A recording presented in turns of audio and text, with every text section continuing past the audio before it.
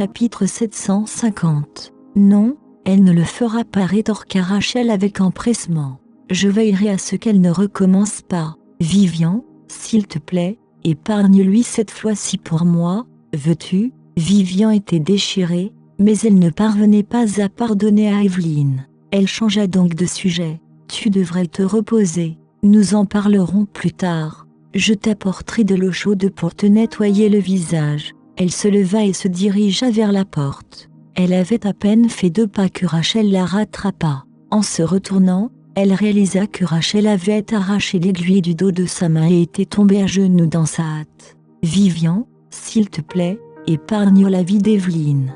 Je m'excuserai en son nom.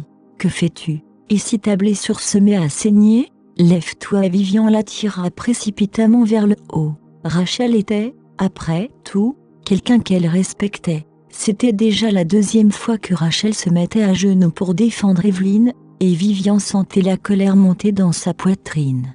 Hélas, Rachel insista, si tu refuses d'épargner la vie d'Evelyne, je ne me lèverai pas. Elle supplia, Vivian, je sais que tu as bon cœur, ne peux-tu pas m'aider pour cette fois? Evelyne avait beaucoup souffert au fil des ans. Regarde, tu es en vie et tu vises bien. Arrête d'insister, veux-tu? De toute évidence, elle insinuait que Vivian était déraisonnable. Se sentant bouleversée, Vivian répliqua sévèrement, Evelyne a essayé de me faire du mal à plusieurs reprises. Je ne lui pardonnerai jamais. Rachel paniqua immédiatement. Mais tu n'as pas été blessée, n'est-ce pas? De plus, Finnick t'a retrouvé. Vous êtes un couple heureux, mais Evelyne n'a plus rien. Elle est toujours au lit. Pourquoi ne la laisses-tu pas s'en tirer? Je suis heureuse? Tu m'as déjà demandé si j'étais heureuse, rétorqua Vivian avec colère. Elle était déçue par la réaction de Rachel. Si elle se souciait de moi, elle ne m'aurait pas ignorée lorsque j'ai été blessée. Les larmes montèrent aux yeux de Vivian alors qu'elle luttait pour contrôler ses émotions. Est-ce qu'Evelyne est la seule personne qui compte pour toi? Et moi? As-tu déjà pensé à toutes les souffrances que j'ai endurées au fil des ans? Rachel entrouvrit les lèvres, surprise. Evelyne a tout perdu. Tu es différente? Insista-t-elle. Tu as Finnick et la famille Morrison avec toi. Ils t'adorent, mais Evelyne est laissée seule. Elle, avant qu'elle ne puisse terminer, Vivian intervint. Pourquoi n'as-tu pas mentionné qu'elle avait été élevée dans une famille aimante alors que j'ai dû endurer des regards noirs parce que j'étais un enfant illégitime? Après avoir crié cela, Vivian s'est effondrée d'un coup. Tous les griefs et émotions accumulées ont éclaté sans prévenir. Je t'ai sauvée et j'ai pris soin de toi pendant que tu m'élevais. J'avais une dette envers toi, elle s'exclama. As-tu déjà pensé à mes sentiments? Tu ne te soucies que d'Evelyne. Tu es sa mère, pas la mienne. Tu ne m'as jamais considérée comme ta fille. À cause de Rachel, elle n'avait même pas pu voir ses parents biologiques. Pourtant, elle ne pouvait pas se résoudre à blâmer Rachel, car c'est elle qui l'avait élevée. Elle se disait qu'elle devait avoir du respect pour Rachel. Hélas, Rachel n'avait Dieu que pour sa propre fille, Evelyne. Elle ne se souciait même pas de Vivian. Non, tu as tort. Vivian, je suis désolée pour Evelyne. Je t'aime aussi. Jeudi, Rachel essaya d'expliquer, mais rien ne semblait aller. Ne nous rencontrons plus à partir de maintenant. J'ai pris soin de toi quand tu étais malade. C'est assez pour te récompenser de toutes ces années de soins que tu m'as prodiguées. Vivian essuya ses larmes et se tourna pour partir. Elle se l'était dit à plusieurs reprises, mais c'était la première fois qu'elle avait le courage de le dire à Rachel. Ça y est, il est temps de faire une coupure nette. Chapitre 751. Rachel a failli fondre de désespoir en voyant la détermination de Vivian. Comment cela a-t-il pu arriver? Aussitôt, elle hurla désespérément. Vivian, ne pars pas, tu es ma fille. Je suis désolée pour Evelyne parce qu'elle est infirme. C'est pourquoi je me soucie davantage d'elle. En entendant ces supplications, Vivian ralentit le pas, tandis que l'amertume l'envahissait. À l'époque, quand Evelyne était encore capable de marcher, elle ne s'était jamais souciée de moi non plus. C'est trop tard. Ça ne sert à rien de me tourmenter à cause de cette relation malsaine. Dis à Evelyne de rester là. Sinon, elle en subira les conséquences, déclara Vivian. Sur ce, elle sortit de la salle de Rachel, ignorant les gémissements désespérés de cette dernière. Vivian accéléra le pas jusqu'à ce qu'elle n'entende plus la voix de Rachel. Dans les toilettes, elle a lavé les taches de larmes et s'est dit « À partir de maintenant, Larry et Bénédicte sont ma seule famille. Je ne devrais jamais céder ni faire de compromis sur quoi que ce soit. » Elle se tenait au bord de l'évier et rassemblait ses pensées. Immédiatement, la silhouette adorable de Larry lui est venue à l'esprit. « J'ai besoin de le voir maintenant. » À l'entrée de l'hôpital, Finnick l'attendait effectivement. Vivian se rappela qu'il avait insisté pour la ramener chez elle. « Pouah, je sens qu'un mal de tête arrive. » Les événements d'aujourd'hui avaient épuisé son énergie, elle ne voulait donc pas réfléchir à leur relation pour le moment. « Est-ce que ça va ?» Finnick se précipita vers elle et lui demanda avec inquiétude. Vivian secoua la tête en silence. « Allons-y, je vais te raccompagner chez toi, » lui dit Finnick. Elle était visiblement de mauvaise humeur, alors il ne dit rien d'autre. Vivian resta figée sur place, se creusant la tête, essayant de trouver une excuse pour rejeter son offre. Elle était trop épuisée pour être dans le même espace que cet homme et discuter de leur relation. Alors que Vivian se trouvait dans une situation difficile, la voix de Hunter résonna derrière elle. Elle se tourna vers elle et vit l'homme courir vers elle. Hunter s'arrêta devant Vivian et ignora Finnick. Il haleta. « Je ne t'ai pas trouvé à l'hôpital. Heureusement, tu es toujours là. Je vais te ramener chez toi. » « Très bien, » répondit Vivian après une brève hésitation. « Ma voiture est garée là. Allons-y. » Hunter semblait ravi de sa réponse. « Elle m'a choisi au lieu de Finnick. Cela signifie que j'ai encore une chance, n'est-ce pas ?» Très bien. Vivian jeta un coup d'œil à Finnick. « Tu devrais rentrer chez toi aussi. Hunter va me raccompagner sur ce. » Elle se tourna dans la direction opposée et partit avec Hunter. Finnick resta immobile et les regarda en silence, les poings serrés. Que veut-elle dire? Est-ce qu'elle sort vraiment avec Hunter? Son expression se durcit de fureur lorsqu'il les rattrapa et prit le bras de Vivian. « Je vais te raccompagner chez toi. J'ai quelque chose à te dire. » Hunter l'arrêta immédiatement. « Laisse-la partir. Elle a accepté que je la reconduise chez elle.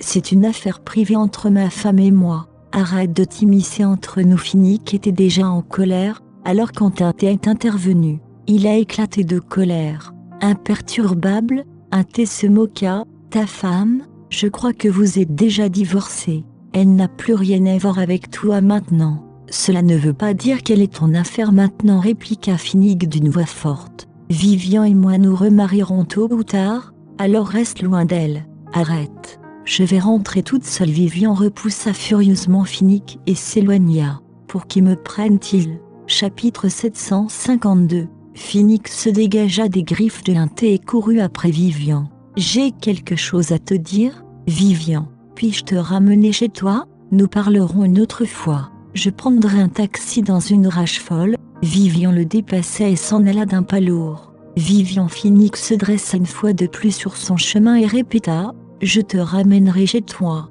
Tu peux t'arrêter. » Vivian maîtrisa sa fureur. « Je ne suis pas une enfant.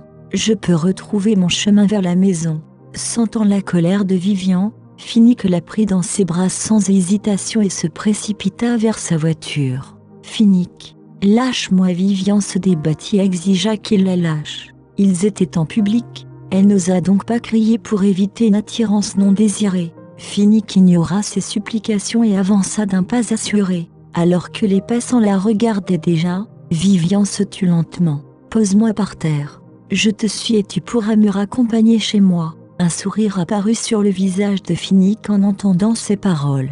Il s'arrêta et la déposa. Vivian lui lança un regard furieux et se dirigea vers sa voiture. Elle posa ses fesses sur le siège passager et claqua la portière. Finnick fut amusé par sa réticence, mais il garda le sourire et monta bientôt dans la voiture. Pendant ce temps, Hunter serrait les poings tandis qu'une veine apparaissait sur son cou. Il n'osait pas traiter Vivian avec autant d'impudence, mais Finnick osait le faire. Vivian ne semble pas mépriser ses avances. Puis-je vraiment gagner son cœur? Tout au long du trajet de retour, Vivian gardait les yeux fixés sur la fenêtre et refusait de parler à Finnick. Ce dernier n'arrêtait pas de lui jeter des regards furtifs, mais il ne savait pas comment rompre le silence. Ils discutaient amicalement à l'hôpital plus tôt, ils ne comprenaient donc pas pourquoi Vivian était redevenue froide. Il m'a fallu beaucoup d'efforts pour apaiser la tension entre nous. Sommes-nous revenus à la case départ ? Après une longue hésitation, il posa une question qui le hantait depuis le début. Vivian, j'ai une question à propos de notre divorce. Peux-tu me dire la vérité, s'il te plaît ? 5 ans s'étaient écoulés, mais Finnick ne comprenait toujours pas pourquoi Vivian demandait le divorce alors qu'il avait accepté de la laisser garder l'enfant. En effet, il n'avait aucune idée que cet enfant était le sien, alors il a accepté à contre-cœur. Pourtant, cela n'expliquait pas pourquoi il avait refusé de le voir et avait continué à lui envoyer l'accord de divorce en utilisant le nom de Bénédicte. Le cœur de Vivian bondit dans sa gorge à sa question. Allons-nous enfin parler de cet incident ? Que dira Finnick ? Admettra-t-il qu'il a envoyé Noé pour me forcer à avorter de notre enfant ? Ou tout cela n'était-il qu'un malentendu ? Qu'est-ce qu'il y a ? Elle expira en tremblant tandis qu'elle sentait son cœur battre dans sa gorge. D'un autre côté, comme Bénédicte et Vivian n'étaient pas à la maison, Larry s'amusait à peindre dans sa chambre. Madame Bouquet, qui s'occupait de lui, ne pouvait s'empêcher de le féliciter. « Waouh, monsieur Larry, vous êtes vraiment doué. C'est une belle peinture. » En fait, Madame Bouquet n'exagérait pas et ne mentait pas à l'enfant. Il y a 3 mois, Vivian a inscrit Larry à des cours d'art pour qu'il reste tranquille et qu'il arrête peut-être d'être aussi vilain. Larry était le plus jeune élève de la classe, mais cela ne l'empêchait pas de devenir le meilleur élève de la classe. Chaque fois que Vivian venait le chercher en classe, le professeur lui disait à quel point Larry était talentueux et que son talent ne devait pas être gâché. Chapitre 753. Vivian n'a pas pris à cœur le commentaire de Madame Bouquet. Elle savait déjà que Larry était intelligent et qu'il apprenait très vite. Bien sûr, il a hérité ce trait de caractère de Finnick. Cependant, quant au métier qu'il aimerait exercer à l'avenir, c'était à lui de décider quand il serait grand. Larry suivrait son propre chemin dans la vie, elle ne devait donc pas intervenir alors qu'il était encore incapable de prendre une décision. En entendant le compliment de Madame Bouquet, Larry ne semblait pas ravi. Son attention n'était plus concentrée sur le dessin. Au lieu de cela, ses pensées étaient occupées par son papa et sa maman. Parfois, lorsque Vivian n'était pas à la maison, il tournait autour du pot et essayait d'en apprendre davantage sur son père auprès de Bénédicte. Bien entendu, Bénédicte ne révélait rien, et lorsque Larry devenait trop insistant, il éduquait le petit garçon avec un visage sévère et lui faisait la leçon en lui disant que les enfants ne devraient pas être trop curieux.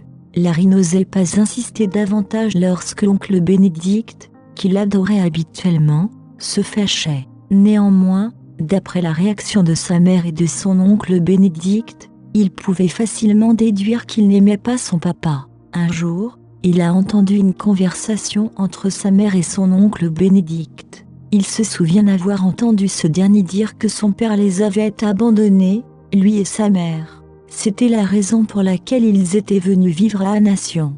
Bien qu'il n'ait rencontré Finnick que quelques fois, Larry croyait fermement que son père n'était pas quelqu'un qui abandonnerait sa propre femme et son enfant comme l'avait dit l'oncle Bénédicte. Il n'est pas arrivé à cette conclusion sans raison. La dernière fois que j'ai vu papa, il ne savait pas que j'étais son fils. Il pensait seulement que j'étais un enfant perdu par hasard. Mais il a été très gentil et doux avec moi. Non seulement il a demandé à quelqu'un de m'aider à chercher maman, mais il a aussi passé du temps à jouer avec moi. Larry a grandi dans un milieu aisé. Il était lui-même très intelligent et plus raisonnable que les autres enfants de son âge. Dès son plus jeune âge, il avait déjà été témoin de l'arrogance des dirigeants d'une entreprise. Ils étaient tous des snobs condescendants. Son papa, lui, pouvait baisser son orgueil et jouer avec un enfant au hasard. Il n'était donc pas du genre à commettre un acte aussi abominable. Il devait y avoir un malentendu entre lui et maman qui les a conduits à se séparer. Bien que maman ait promis qu'elle écouterait les explications de papa, il semblait que leur malentendu ne soit toujours pas résolu. Sinon, papa serait déjà venu me voir. Soupir. Papa est-il au courant de mon existence ? En pensant à cela, Larry se sentit extrêmement triste. Son papa lui manquait tellement. Chaque jour, il avait envie d'aller le rencontrer. Pourtant, Son papa ne savait même pas qui il était, et c'était insupportablement triste. Non, je dois trouver un moyen de les réunir et de les aider à résoudre leur malentendu. Car si cette situation perdurait, Larry ne savait pas quand il pourrait revoir son père. Mais quel est le moyen le plus efficace ? Un froncement de sourcils se dessina sur le visage chérubin de Larry. Le petit garçon envisageait solennellement ses options. En voyant son expression concentrée, Madame Bouquet pensa qu'il réfléchissait intensément à ce qu'il allait dessiner ensuite et ne dit rien. Elle avait peur d'interrompre le processus de réflexion de ce petit génie. Larry a tenu fermement le crayon dans sa main pendant un bon moment. Dingue! Une ampoule s'est allumée dans sa tête. J'ai une idée. Mademoiselle Bouquet, j'ai faim et j'ai envie de pain. Pouvez-vous m'en préparer, s'il vous plaît, supplia Larry d'un air adorable, les yeux de chiot. Larry savait parfaitement comment utiliser sa gentillesse à son avantage. Madame Bouquet l'aimait déjà particulièrement car c'était un enfant raisonnable et bien élevé. Avec ce regard qui lui lançait maintenant, comment pouvait-elle le lui refuser ? D'accord, tu restes ici et tu continues à dessiner. Je vais faire le pain. Je viendrai te chercher quand il sera fini. S'il te plaît, sois un bon garçon et ne pars pas tout seul, d'accord ? Oui, mademoiselle Bouquet, je serai un bon garçon et je vous attendrai ici, répondit Larry en hochant la tête. Madame Bouquet donna une légère tape sur la tête de Larry et se dirigea immédiatement vers la cuisine en bas. Cet enfant était tout simplement adorable. Larry attendit et s'assura que Madame Bouquet soit descendue avant de retourner précipitamment dans sa chambre. Il rangea les affaires dont il avait besoin dans un sac à dos léger et se faufila furtivement en bas. Lorsqu'il passa devant la cuisine, il se montra particulièrement prudent et veilla à marcher avec légèreté. Il y gardait un œil nerveux sur Madame Bouquet, occupée, de peur de faire un bruit qui pourrait l'alerter. Chapitre 754. Au moment où Madame Bouquet lui tournait le dos, il se précipita à travers le salon aussi vite que ses petits pieds pouvaient le porter. Bientôt, il sortit de la porte. Après avoir réussi à sortir, il poussa un soupir de soulagement et sourit malicieusement. Ensuite, il allait exécuter son grand plan. « Larry, le plein est prêt. Viens manger. J'ai ajouté ton maïs préféré. Ça sent divinement bon », lança Madame Bouquet à Larry en se tenant au bas de l'escalier. Sans surprise, elle se retrouva face à un silence total. « Larry, descends vite. Le plein n'aura pas bon goût une fois refroidi », dit Madame Bouquet en montant les escaliers jusqu'au 2e étage. Hélas, Larry n'était nulle part en vue lorsqu'elle entra dans la salle de jeu. « Larry !»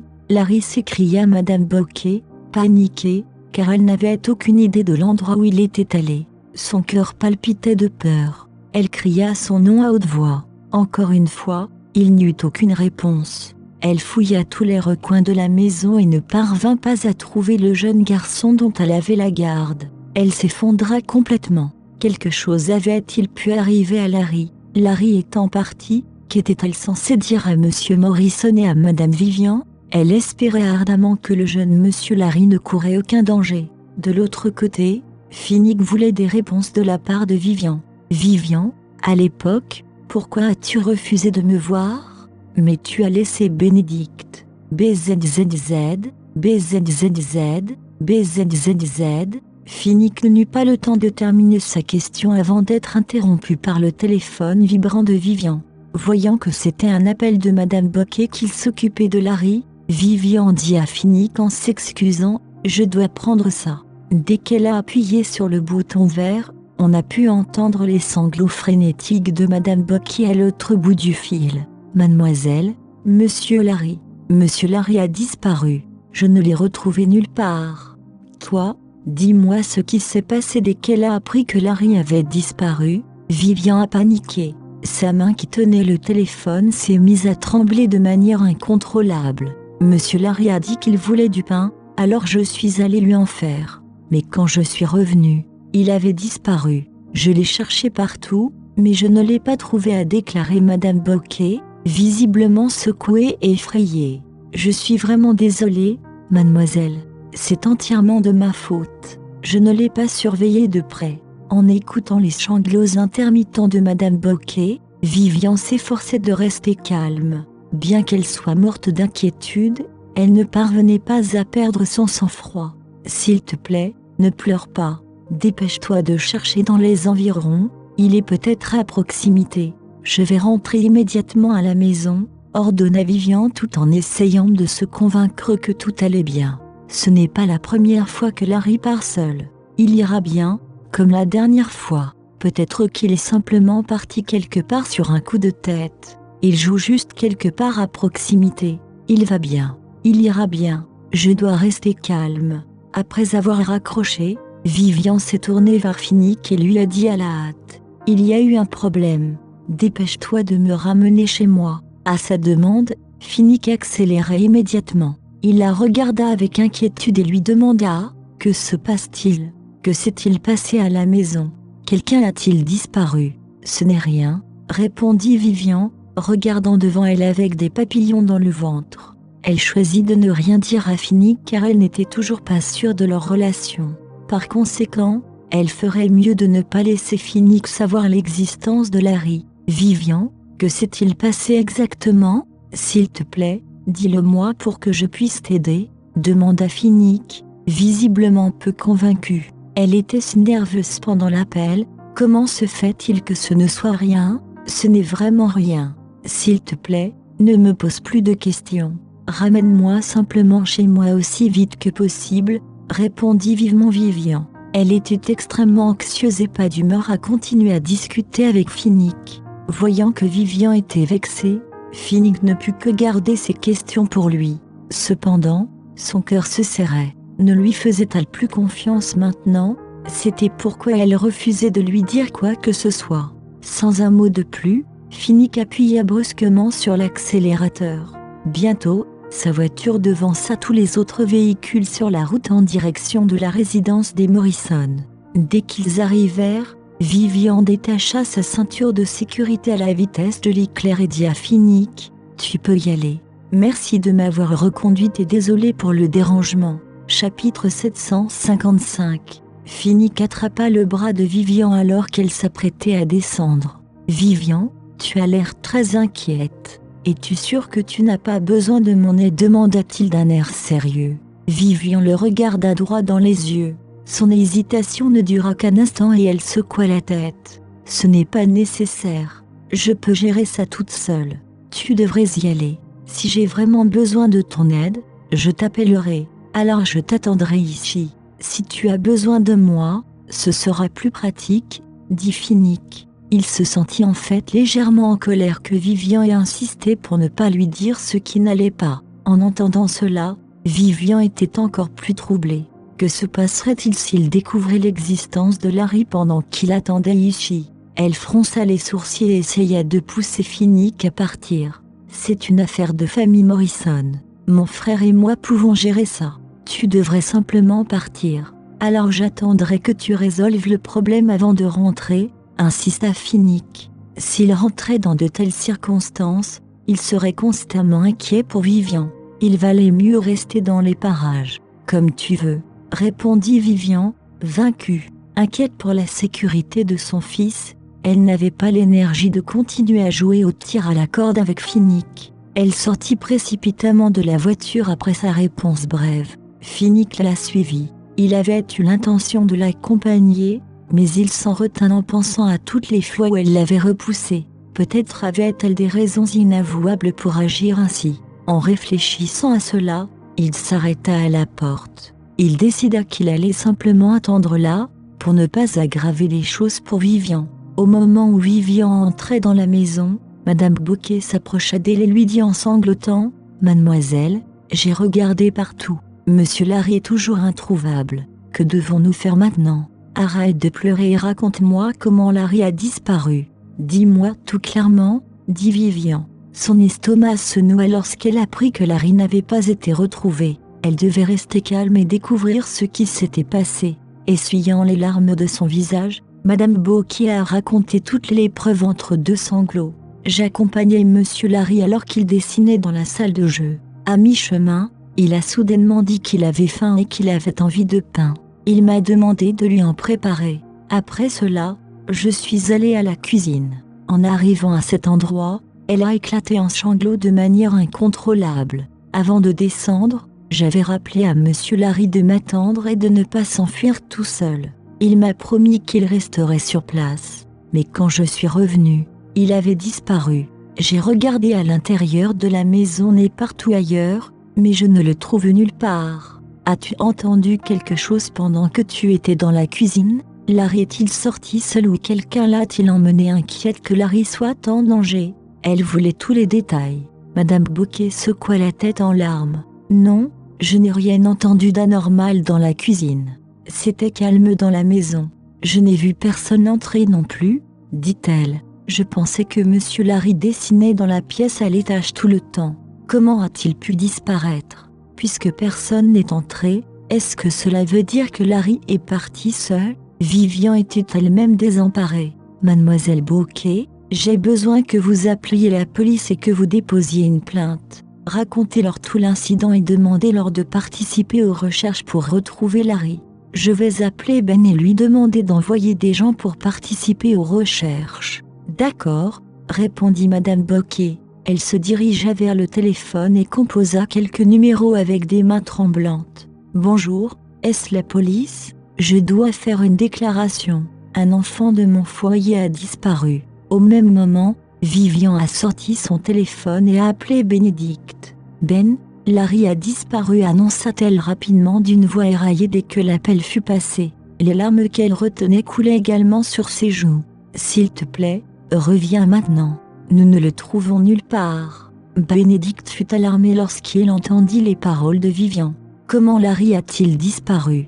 Quand est-ce arrivé? Demanda-t-il avec anxiété. C'est arrivé pendant que j'étais sortie. J'ai reçu un appel de Madame Bouquet tout d'un coup. Elle m'a dit que Larry avait disparu après qu'elle ait fini de cuisiner, alors je suis revenue immédiatement, a expliqué Vivian d'une voix tremblante. Puis, a-t-elle poursuivi, je lui ai demandé d'appeler la police, mais j'ai toujours peur qu'il arrive quelque chose à Larry. Ben, s'il te plaît, demande à quelqu'un d'aller le chercher. Chapitre 756. Ne t'inquiète pas, Vivian, je reviens tout de suite. Larry aurait pu simplement sortir jouer. Tu devrais attendre à la maison. Au cas où il reviendrait, au moins tu seras là, dit Bénédicte. Très bien, je sais quoi faire. Reviens vite, Ben, dit Vivian d'une voix étouffée. Je le ferai, a-t-il dit. Juste après avoir raccroché, Bénédicte a appelé son ami détective et a pris ses clés de voiture en même temps. Il a quitté son bureau et est rentré directement chez lui. Il arriva bientôt et vit Finnick debout devant son portail. La colère monta immédiatement dans son cœur. Il s'approcha à grandes enjambées et demanda à haute voix « Pourquoi es-tu venu chez les Morrison ?» Finnick ne semblait pas gêné par son attitude hostile et continua à expliquer « Vivian était avec moi à l'instant. Elle avait l'air vraiment préoccupée par quelque chose. J'ai pensé que j'allais attendre ici pour voir si je pouvais aider. » Un violent coup de poing lui tomba sur le visage avant qu'il ait pu finir de parler.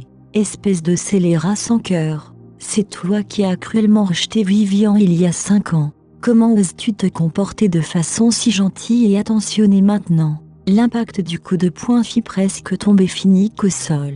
Il leva une main pour s'essuyer un coin de la bouche mais ne fit aucun geste pour riposter. Il comprenait que Bénédicte était vexé par les épreuves que Vivian avait subies. Il encaissa donc le coup qui lui fut infligé sans un mot. Néanmoins, Bénédicte ne semblait pas du tout ému par sa tolérance. Endurant la douleur sur son visage, Finnick parla, Vivian avait l'air vraiment agitée. « Je pense que tu ferais mieux d'aller voir comment elle va. Dis-moi juste si tu as besoin d'aide. » Il détourna son regard vers la maison avec inquiétude. Arrête de faire semblant d'être utile. L'hostilité de Bénédicte envers Finnick ne diminua pas du tout après avoir entendu son inquiétude. Il voulait vraiment donner une leçon à ce connard au nom de Vivian. Mais il avait des choses plus urgentes à régler en ce moment. Larry était toujours absent, il n'avait donc pas de temps à perdre avec ce bâtard. Il désigna Finnick d'un air méchant et hurla « Je m'occuperai de toi plus tard ». Et sur ce, il entra dans sa maison en laissant Finnick dehors. Finnick crie amèrement en lui-même. On dirait que je vais devoir passer par mon grand frère Bénédicte avant de pouvoir vraiment me remettre avec Vivian. En entrant dans le salon, Bénédicte vit Vivian assise sur le canapé.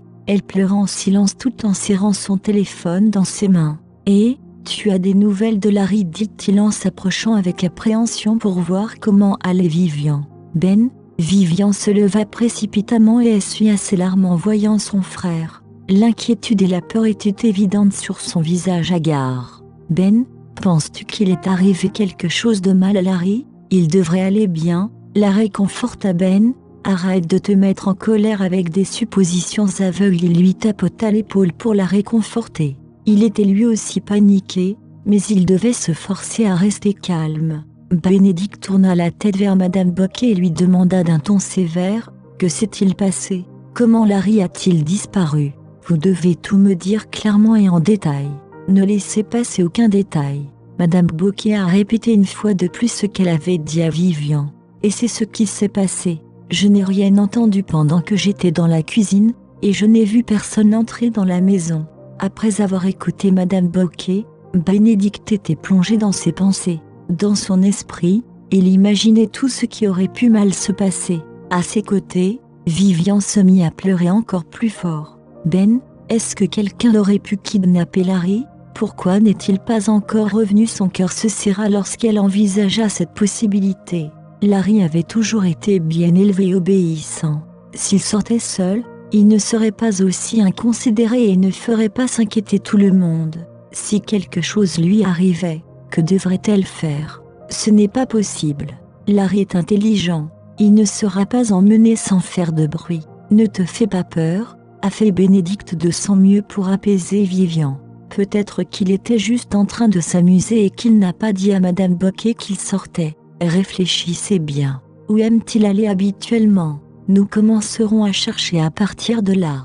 Vivian se rappela désespérément les conversations qu'elle avait eues avec sa petite citrouille ces derniers jours. Soudain, elle se souvint de quelque chose et ses yeux brillèrent d'un nouvel espoir. Elle saisit frénétiquement le bras de Bénédicte et dit : « Larry m'a demandé de l'emmener à la patinoire du quartier sud il y a 2 jours. J'étais trop occupée et je n'ai pas accepté sa demande. Est-ce qu'il aurait pu y aller tout seul ? » Chapitre 757. « Viens, allons là-bas et jetons un œil, » dit Bénédicte en se dirigeant vers la porte. Vivian le suivit rapidement. À ce moment-là, le téléphone dans la main de Vivian sonna d'une voix stridente, un appel d'un numéro inconnu. Vivian regarda Bénédicte avec hésitation alors qu'un sentiment soudain d'appréhension montait en elle. « Bonjour, puis-je savoir qui appelle ?» La voix de Vivian tremblait légèrement lorsqu'elle répondit. Si quelqu'un l'appelait à ce moment-là, est-ce qu'il aurait vraiment pu arriver quelque chose à Larry ?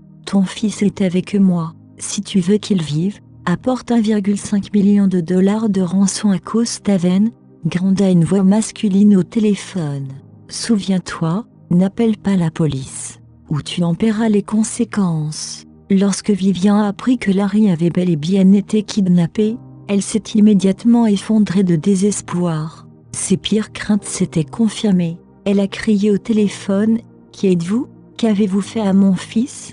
Le visage de Bénédicte s'assombrit au moment où il entendit Vivian prononcer ces mots. Il regarda avec anxiété le téléphone qu'elle tenait dans sa main. « Est-ce qu'il est vraiment arrivé quelque chose à Larry ? Ton fils va bien. Mais si tu ne lui apportes pas l'argent, je ne peux pas te promettre qu'il restera en si bon état très longtemps. Je te donne jusqu'à demain matin au plus tard. J'ai besoin de voir l'argent, » dit la voix menaçante à l'autre bout du fil, d'un air définitif. « Je vais apporter l'argent immédiatement. Mais tu dois me promettre que rien n'arrivera à mon fils, » hurla Vivian. « Où dois-je apporter l'argent ? Comment s'appelle l'endroit ? Quelle œuvre ? Mon fils est-il là-bas ? Costaven. Souviens-toi, tu ne peux venir qu'avec le père de l'enfant, Finnick. Si j'aperçois quelqu'un d'autre que vous deux, ton fils sera en grand danger, » menaça la voix. « Où est Costaven ? Et comment sais-tu que Finnick est son père ?» demanda Vivian avec obstination.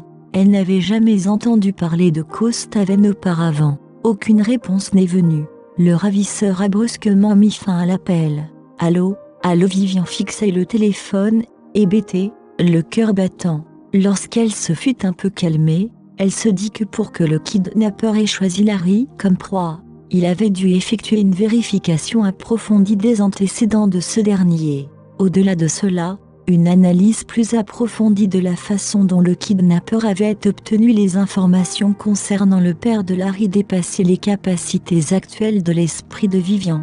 En y réfléchissant, Vivian ne pouvait s'empêcher d'en vouloir à Finnick. Et si Petite Citrouille n'était qu'un appât pour piéger Finnick, Finnick est vraiment un porte-malheur. Qu'est-ce qu'il a dit?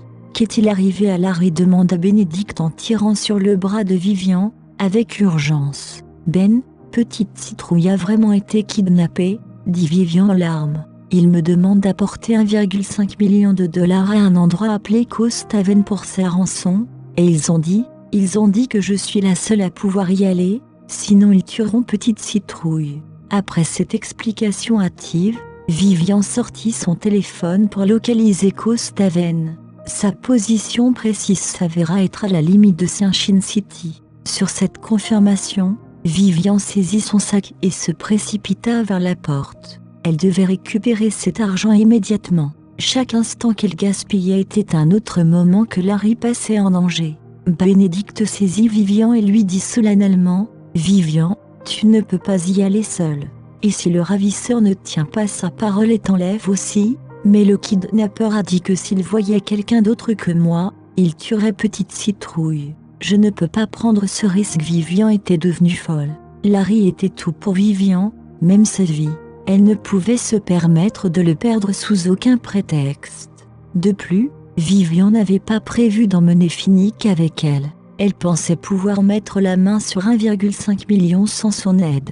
Si Finnick découvrait qu'il avait un fils, il ne serait jamais prêt à renoncer à sa garde. En entendant la résolution dans le ton de Vivian, Bénédicte se retrouva désemparée. Bénédicte était tout aussi peu disposée à mettre Larry en danger. Cependant, il était également réticent à laisser Vivian se mettre en danger toute seule.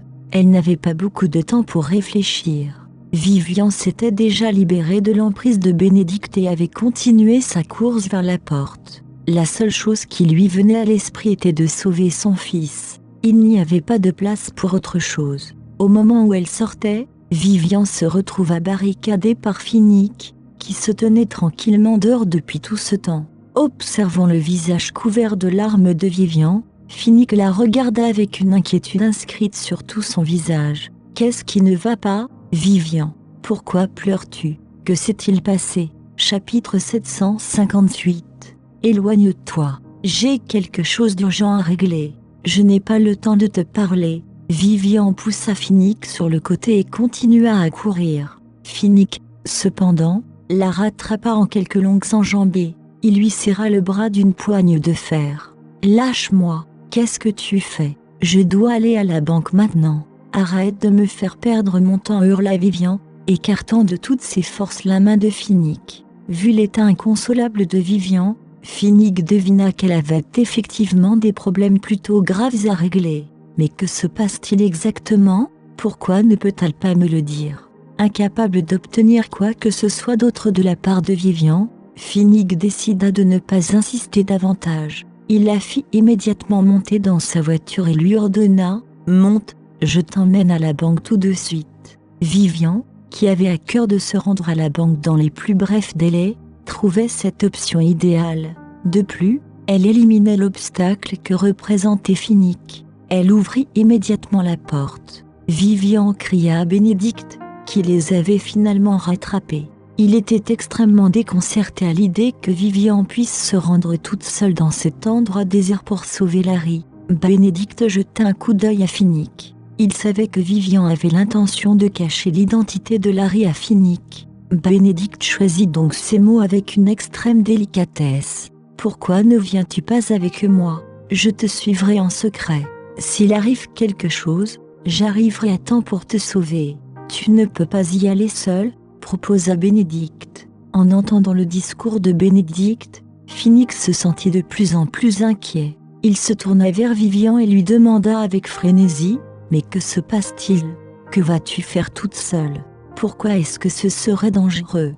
Sans tenir compte de Finnick, Vivian répondit à Bénédicte avec sérieux « Ben, nous ne pouvons pas prendre ce risque. Il serait préférable que tu ne me suives pas. J'ai peur qu'il le fasse vraiment. » Vivian s'arrêta délibérément, omettant les faits cruciaux de l'affaire. Son esprit s'emballa. Elle devait garantir la sécurité de Larry quoi qu'il arrive. Vivian suggéra, Ben, pourquoi ne pas mener une enquête secrète sur cette affaire? Essaie d'en savoir plus sur les antécédents de ce type.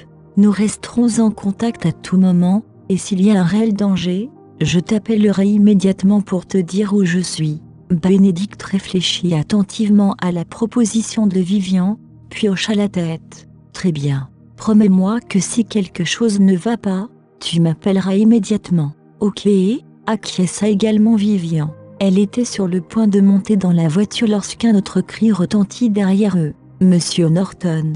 Ils se retournèrent tous les trois en tandem pour voir Noah se précipiter. Noah avait essayé en vain d'appeler Finnick pour l'informer des événements du passé. Lorsqu'il apprit que Finnick était chez les Morrison, Noah décida immédiatement de dire la vérité à Vivian et à Finnick en même temps.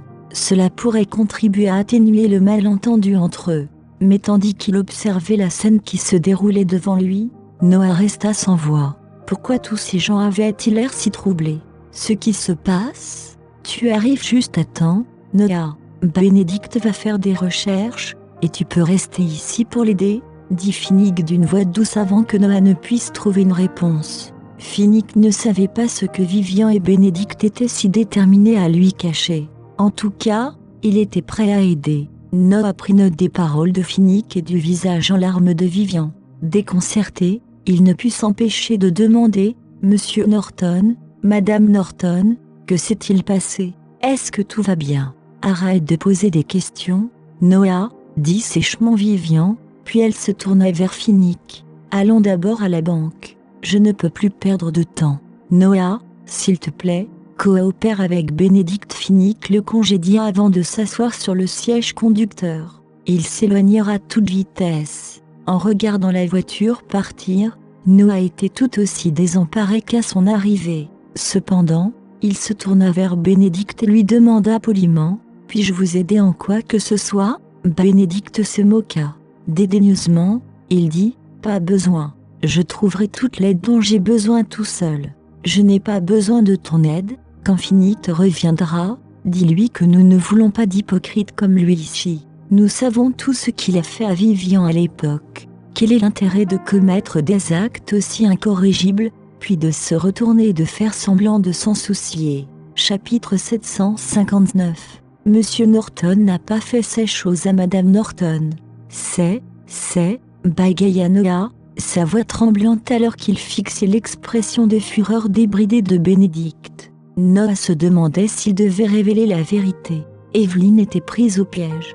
Avec les manœuvres de Finnick, il finirait par découvrir la vérité tôt ou tard. Plus important encore, Noah était incapable de supporter le poids de sa conscience accusatrice. Chaque rencontre avec Vivian donnait à Noah l'impression que son cœur allait bondir hors de sa poitrine de consternation. L'hésitation de Noah fut prise pour de la culpabilité par Bénédicte. Avec mépris, Bénédicte se tourna vers lui. « Qu'est-ce qu'il n'a pas fait? N'as-tu pas personnellement amené Vivian kidnappée à l'hôpital?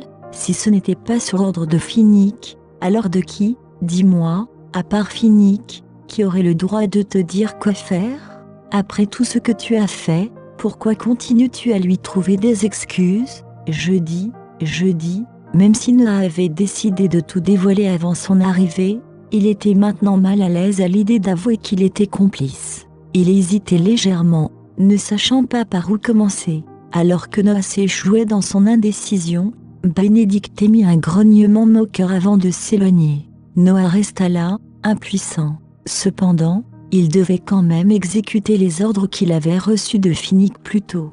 Noah démarra rapidement la voiture et se lança à la poursuite de Bénédicte. Vivian était visiblement très pressé. Finnick augmenta donc sa vitesse de 60 à 100 miles à l'heure, la vitesse habituelle. Leur voiture semblait effleurer la surface des routes. Néanmoins, la rapidité de la voiture ne pouvait pas se comparer aux idées de course de Vivian. Lorsqu'ils arrivèrent à l'entrée de la banque, Vivian courut au guichet. Après avoir rapidement accompli les démarches administratives nécessaires, elle retirait chaque centime de son compte. Heureusement, les Morrison étaient des clients VIP premium de la banque. Vivian a été épargnée par quelques haussements de sourcils et les questions qui auraient suivi. « Vite, à Costaven !» déclara Vivian. Elle regarda Finnick avec crainte, espérant qu'il partirait. Finnick savait que les questions qu'il posera à Vivian à ce moment-là ne recevraient aucune réponse satisfaisante. Il décida sagement d'acquiescer en silence. Pour l'instant, Finnick obéirait inconditionnellement à Vivian. Même s'il fonçait déjà à toute vitesse, Vivian se sentait incapable de se réconforter à l'idée qu'il voyageait à leur capacité maximale. Et s'il faisait déjà quelque chose pour blesser Petite Citrouille maintenant, Vivian serra les poings à cette pensée. Des gouttes de sueur coulaient sans retenue et sans se faire remarquer sur les côtés de son pantalon. Son esprit était fixé uniquement sur Larry. Il est tout ce que j'ai. S'il lui arrive quelque chose, quelle autre raison de vivre aurais-je ? Conduis plus vite, exigea Vivian, transformant sa panique en colère qu'elle déversa ensuite sur Finnick. C'est à cause de toi, s'exclama Vivian en regardant l'homme à côté d'elle. 5 ans plus tôt, Finnick avait voulu se débarrasser de son propre enfant. 5 ans plus tard, c'était aussi à cause de lui que Larry avait été kidnappé. Même s'ils s'étaient séparés depuis longtemps, la présence de Finnick rôdait toujours dans chaque recoin de la vie de Vivian. Vivian pensait que si elle n'avait jamais épousé Finnick, elle aurait mené une vie moins prospère, mais néanmoins paisible. Quoi qu'il en soit, sa vie ne serait certainement pas les montagnes russes émotionnelles qu'elle était maintenant. Je ne peux pas aller plus vite. On risque d'avoir un accident, répondit patiemment Finnick. Leur vie pourrait aussi être en jeu s'ils continuaient à conduire de manière imprudente. De plus, c'était l'heure de pointe et les véhicules envahissaient la route avec des conducteurs impatients de rentrer chez eux. Mis à part ce mauvais timing, rouler à 160 km/h les exposait à un risque sérieux d'accident. Finnick n'aurait pas été gêné si Vivian n'avait pas été à bord. Mais comme elle était, il devait également penser à sa sécurité. Impatiemment, Vivian tendit la main et klaxonna. À la surprise de Finnick, les voitures devant lui cédèrent tranquillement le passage. De façon ordonnée, les voitures avaient ouvert un passage juste assez large pour que la voiture de Finnick puisse passer. Sans hésiter, Finnick appuya brusquement sur l'accélérateur. La voiture fonça en avant. La route devant eux était lisse et ils avançaient sans trop de difficultés. Finnick allumait son navigateur GPS et a tapé « Costaven ». Il était situé dans un endroit plutôt désert avec peu de circulation. Plus important encore, il y avait encore une distance assez importante entre leur voiture et sa destination. Nous devons aller jusqu'au bout pour sauver Petite Citrouille, peu importe la distance. Vivian serra les dents et regarda Finnick. Finnick hocha la tête avec compréhension. Il s'engagea sur l'autoroute et ils poursuivirent leur route.